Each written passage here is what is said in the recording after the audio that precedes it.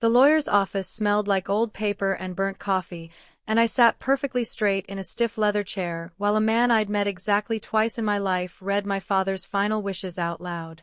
To my son, Wesley, I leave the house on Birchwood Lane, he read, to keep it in the family. Keep it in the family. As if I'm not family. As if I never was. I didn't move. I didn't gasp. I sat there with my hands folded in my lap while my brother, 3 seats down, exhaled like a man who'd just watched a weight lift off his chest, a weight he'd apparently been carrying for exactly as long as it took our father to die. Before we go further, if this story's already pulling you in, take a second to like, subscribe, and hit that notification bell so you catch every new story. Now, back to Maggie. What none of them in that room understood yet, not the lawyer, not Wesley, not even my father, wherever he was now, was that the house on Birchwood Lane hadn't fully belonged to him in almost 6 years. My name is Maggie Solberg. I grew up in that house, a white 2-story on Birchwood Lane just outside Eau Claire, Wisconsin, raised by a father who ran a hardware store downtown for 31 years and a mother who died when I was 19, leaving him to raise a 19-year-old and a 22-year-old alone. My brother Wesley was the older one, and in every way that mattered to my father, the more important one. He'd taken over shifts at the store the summer after Mom died, learned the register, learned the regulars by name, and somewhere in that grief-soaked year, my father decided Wesley was the child who understood responsibility. I understood responsibility too. I just showed it differently. I finished nursing school 2 years later while working nights at a diner, moved back to Eau Claire, and for 6 years drove past that hardware store every single day without my father ever once mentioning I existed to a customer the way he mentioned Wesley. It doesn't matter. You know what you did. You don't need him to say it. I told myself that for a long time. It worked, mostly, until the year everything nearly fell apart. I was 28 when my father called me, his voice smaller than I'd ever heard it, and told me the hardware store was drowning. Slow sales, a bad loan he'd taken out to renovate the storefront, and a balloon payment coming due that he had no way to cover. If he didn't find money fast, he told me, he was going to lose the house along with the business. Birchwood Lane, mortgage to the roof to keep the store alive, 1 missed payment from foreclosure. Wesley couldn't help. Wesley had just bought a house of his own with his wife, stretched thin on their own mortgage, nothing left to give. I had savings. 6 years of nursing shifts, careful budgeting, a modest inheritance from my mother's side of the family I'd never touched.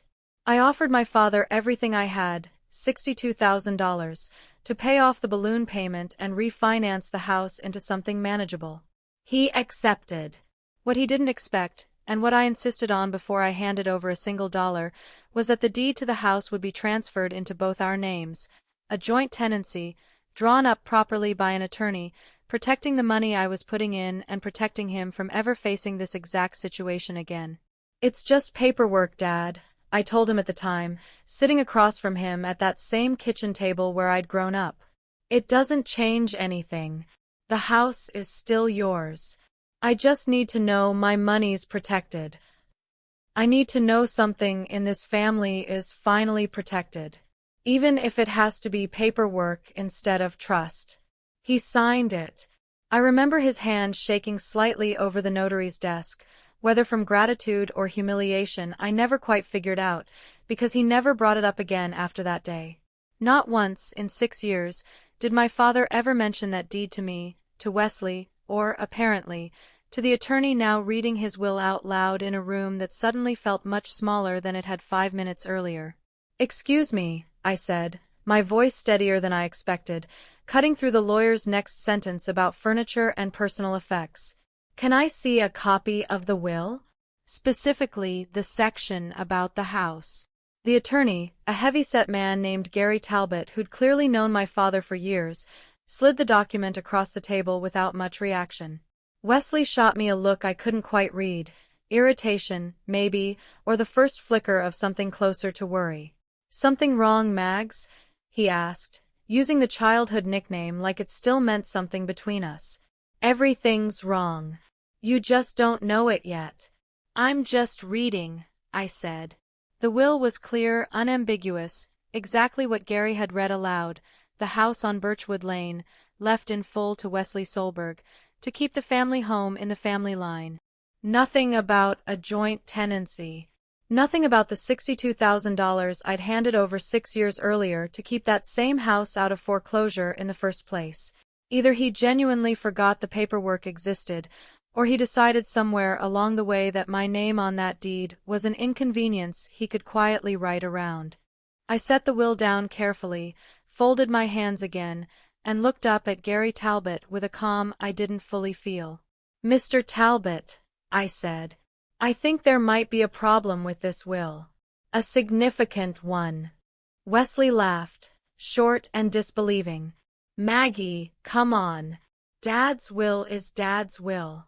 I know this is hard, but you don't get to just—" "I'm not contesting anything emotionally, Wesley," I said, and something in my voice made his laugh die halfway through. "I'm telling you both that my name has been on the deed to that house since I was 28 years old. Legally. In writing. Notarized." The room went completely silent. Gary Talbot's expression shifted from polite condolence to something far more careful, far more professional. The look of a man realizing the paperwork he'd prepared might be built on a foundation that didn't actually hold. "Ms. Solberg," he said slowly, "are you telling me you're a titled co-owner of that property?" "I'm telling you," I said, reaching into my bag and pulling out a folder I'd brought with me that morning, one I'd almost left at home, some instinct telling me I might need it, that I have the original deed right here. Wesley's face went pale in a way I had genuinely never seen before. And for the first time since my father died, I understood that this wasn't going to be a quiet family disagreement handled over coffee and grief. This was going to be a fight over a house that, legally, my brother never actually had the right to inherit at all. Gary Talbot asked to see the deed. I handed it over without a word, and I watched a man who'd known my father for 2 decades read a document that quietly rewrote everything he thought he understood about the family sitting in front of him. "This is recorded," he said slowly, checking the stamp at the bottom. "County Recorder's Office, 6 years ago. This is real, Ms. Solberg." Wesley stood up so fast his chair scraped against the hardwood floor. "This doesn't make sense," he said. "Dad never mentioned any of this. Not once. You're telling me you've had a claim on that house for 6 years and you just, sat on it?" "I didn't sit on anything. I trusted our father to tell the truth about something he asked me to save. I trusted him to handle it honestly," I said. "I guess I was wrong. I didn't sleep that night." I sat at my kitchen table in my apartment across town, the deed spread out in front of me next to a cold cup of tea, replaying 6 years of silence I'd never questioned until a lawyer's office forced me to. Why wouldn't he tell Wesley? Why wouldn't he tell anyone? Part of me wanted to believe it was simple, an old man who forgot paperwork, who never thought the moment would come where it mattered. But another part of me, the part that had spent 6 years as an ICU nurse learning to notice what people weren't saying, kept snagging on something Gary Talbot had mentioned almost in passing before I left his office. "Your father actually came to see me about 8 months before he passed," Gary had said. "With Wesley. Wanted to talk about updating the will. 8 months before he died. With Wesley." Why would Wesley bring him to a lawyer's office 8 months before he died? Unless... I called Gary Talbot back the next morning and asked him, as directly as I could, what that meeting had actually been about. He hesitated, the careful hesitation of a man weighing client confidentiality against a situation that was clearly no longer simple. "Your father wanted to discuss removing a name from the deed," he finally said. "He said there'd been a mistake made years earlier. Wesley did most of the talking. There it is." I want to be honest about what happened to me over the next few weeks, because it wasn't graceful and it wasn't quick. I cried more in that stretch of time than I had since my mother died, in my car in hospital parking garages between shifts, in the shower where nobody could hear me, once in the break room at work until a coworker found me and didn't ask questions, just sat with me until I could breathe normally again. He let Wesley walk him into an office to erase me. In his last year alive, with whatever was left of his judgment, he let my brother convince him I was a mistake that needed correcting. I didn't fall apart forever. Something in me had learned a long time ago that falling apart wasn't a place you were allowed to live. It was a place you passed through on your way to figuring out what came next. I'd learned that at 19, watching my father grieve my mother by working longer hours instead of talking. I'd learned it again at 28, handing over every dollar I had to save a house that apparently was never fully mine to begin with, no matter what the paperwork said. Fine. If falling apart isn't where I live, then I need to figure out what actually happened here. All of it, not just the parts Gary Talbot's willing to tell me over the phone. If you're still with Maggie right now, take a second, like the video, subscribe, and turn on that notification bell so you never miss the next story. Now, back to Birchwood Lane. I hired my own attorney, a sharp, unflappable woman named Renata Osei who specialized in estate disputes, and for the first time since the will reading, I felt something steadier than grief settle into my chest. If Wesley wants a fight over that house, he's going to get one built on documents, not feelings. What Renata uncovered over the following month made everything worse and clearer all at once. 8 months before my father died, Wesley had indeed brought him to Gary Talbot's office to attempt a quitclaim deed, a legal document meant to remove my name from the title entirely and consolidate ownership solely under our father, clearing the way for the will to hand the house to Wesley without complication. My father had signed it, but it had never been properly recorded. Wisconsin law required the quitclaim to be filed with the county recorder's office within a certain window, along with a specific notarization requirement that, as it turned out, hadn't been correctly completed the day it was signed, a missing witness signature, a clerical oversight that Gary Talbot's office had apparently caught too late to fix before my father's health declined too far to revisit it. He tried. He actually tried to erase me from that deed, and the only reason it didn't work was a paperwork mistake nobody even meant to make. The quitclaim sat, unfiled, incomplete, in a drawer in Gary Talbot's office for 8 months, until my father died and the will reading exposed a version of events my father clearly believed had already been fixed. That's why he wrote to keep it in the family. In his mind, I wasn't in the family deed anymore. He just never found out the paperwork failed to catch up to the lie. Renata found something else too. Something that made the whole situation less about an old man's confusion and much more about calculated pressure from someone who understood exactly what he was doing. Wesley's contracting business, the one he'd been quietly running for the past 4 years, was buried in debt. Court records showed 2 liens already filed against him by suppliers, a business loan in default, and a personal bankruptcy filing his attorney had drafted but not yet submitted, sitting in limbo, waiting on something. That something, Renata believed, was the house on Birchwood Lane. Property records showed Wesley had already been in contact with a real estate agent about listing the house for sale, months before our father died, based on the timestamps on The house on Birchwood Lane looked exactly the way it always had in October, maple leaves scattered red and gold across the front lawn, the same porch swing my father had built the summer I turned 12 still creaking gently in the wind. This house nearly wasn't standing for either of us to grieve in. I'm the reason it still is.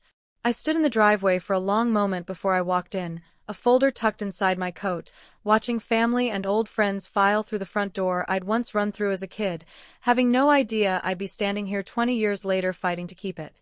The living room was full by 2 o'clock. Aunts, uncles, my father's old customers from the hardware store, Wesley's wife Danielle managing the guest book near the door. Wesley stood near the fireplace, shaking hands, accepting condolences, playing the role of the grieving eldest son who'd inherited his father's home exactly as he was always meant to. He still thinks this ends the way he planned it. I waited until the room settled, until most people had a plate of food and a quiet place to sit, until my father's oldest friend finished a warm, rambling story about the hardware store that made the whole room laugh softly through their grief. Then I stood up. Before we keep sharing stories, I said, my voice carrying just enough to still the room, I need to say something. About the house. About my father. And about what actually happened in his last year. Wesley's face went tight immediately. Maggie. Not here. Especially here, I said. I laid it out the way I'd rehearsed it, Not shouting, not performing grief I didn't need to fake, just fact after fact, each one settling into the room like a stone dropped into still water. I told them about the $62,000 6 years ago that had kept this house out of foreclosure. About the deed, recorded and real, that had made me a legal co-owner every single day since. About the will reading, and the words to keep it in the family, spoken by a lawyer who had no idea he was reading language built on a lie our father believed was already fixed. Then I told them about the quitclaim. 8 months before Dad died, I said, looking directly at Wesley now, you took him to Gary Talbot's office and had him sign a document meant to remove my name from this house entirely. He was already struggling. Danielle, you know this, you were there for some of those visits, and you used whatever was left of his clarity to try to erase a legal claim I earned by saving this house in the first place. Gasps rippled through the room. Danielle's face went white. Whatever she'd known or hadn't known about that meeting, it was clear at that moment she hadn't understood the full weight of it until now. That document failed, I continued. A recording error. If it hadn't, I would have found out at this exact memorial that I owned nothing, that 6 years of trust and $62,000 of my own money bought me nothing but a lawyer reading me out of my own father's house. Say the rest. All of it. And I know why you needed it, Wesley. 2 liens against your contracting business. A bankruptcy filing sitting ready in your attorney's office. A real estate agent you contacted about listing this house 4 months before Dad passed away, while he was still alive, Wesley. While he was still in this house. The room had gone completely, utterly silent. That's not true, Wesley said, but his voice had lost the certainty it carried 30 seconds earlier. You don't know what you're talking about. I opened the folder. I have the recorder's notes from the failed quitclaim filing, I said. I have the real estate agent's file, obtained through a formal records request. I have the lien filings, public record, same courthouse Dad used to renew his business license every year. Would you like me to read the dates out loud, or would you like to explain them yourself? Wesley didn't answer. He stood by the fireplace, the same spot he'd been shaking hands from 20 minutes earlier, and I watched something collapse behind his eyes. Not sudden, not dramatic, just a slow, visible unraveling of a story he'd apparently been telling himself as much as anyone else. He believed his own excuse. That's almost the saddest part of all of this. Danielle stood up first. Wesley, is any of this true? He didn't answer her either. I did it for us, he finally said, quiet now, all the performance gone out of his voice. For our family. The business was going under, Maggie. I didn't know what else to do. You knew exactly what else to do, I said. You could have told me. You could have asked me for help, the same way Dad did 6 years ago. Instead, you decided the easier path was erasing me quietly, while our father was too sick to fully understand what he was signing. What happened over the following months unfolded with a kind of quiet, methodical inevitability that felt less like revenge and more like consequences simply catching up to a debt that had been accumulating for years. Renata's legal challenge succeeded without much of a fight once the quitclaim's failed recording became part of the record. My ownership stake in the house was never actually in question once the paperwork was examined properly. But I didn't want to simply keep the house and walk away, not after everything I'd learned about the pressure Wesley had put on our father in his final year. I reported what I'd found, the coerced signature, the timeline, the vulnerable state our father had been in during that meeting with Gary Talbot, to Wisconsin's Adult Protective Services Division, along with Renata's documentation. An investigation into elder financial exploitation was opened within weeks. It didn't result in criminal charges. Proving intent to the standard required turned out to be its own long, uncertain process, and I made peace with the fact that some justice moves slower and quieter than any confrontation ever could. But it did something else, something that mattered just as much. It became part of a permanent record. Findings that Wesley's contracting business, already drowning, could not survive attached to. 2 of his remaining commercial contracts were terminated within the month once the findings became discoverable through routine background checks. The bankruptcy filing his attorney had been holding in reserve finally went through that winter, this time with nothing left to save. He spent years building a version of this family where I was the one who didn't matter enough to tell the truth to. Now everyone knows exactly which one of us was telling the truth all along. I kept the house. I didn't sell it, though Renata told me I certainly could have taken the money and walked away from a family that had shown me exactly how little my trust was worth to at least one of them. Instead, I moved in that following spring, repainted the porch swing my father built, and started filling the rooms with something steadier than the silence that had lived there for most of my life. Wesley and I don't speak. Danielle reaches out sometimes, careful, apologetic in a way that isn't quite enough to undo what happened but is more honest than I ever got from her husband. I let those conversations happen slowly, on my own terms, the same way I've learned to let everything happen since the day a lawyer read a will that tried to write me out of my own history. He thought I'd never find out. He thought Dad's confusion would cover for him permanently. He forgot that some of us learn, eventually, exactly how to make sure the truth outlasts the lie built to bury it. Some evenings, I sit on that porch swing as the sun goes down over Birchwood Lane, and I think about the $62,000 I handed over at 28, certain at the time it was simply the right thing to do. It was. It still is.